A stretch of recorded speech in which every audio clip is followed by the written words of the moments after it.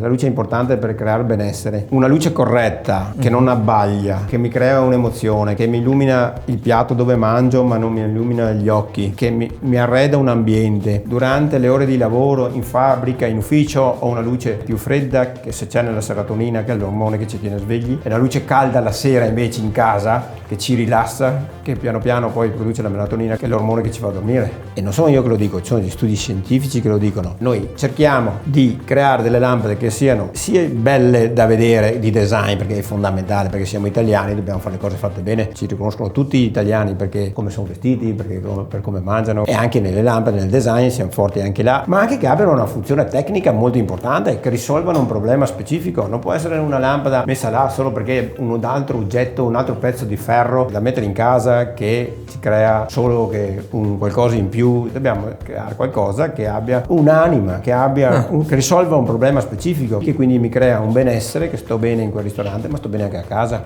ma sto bene anche in ufficio. Le luci non sono tutte uguali.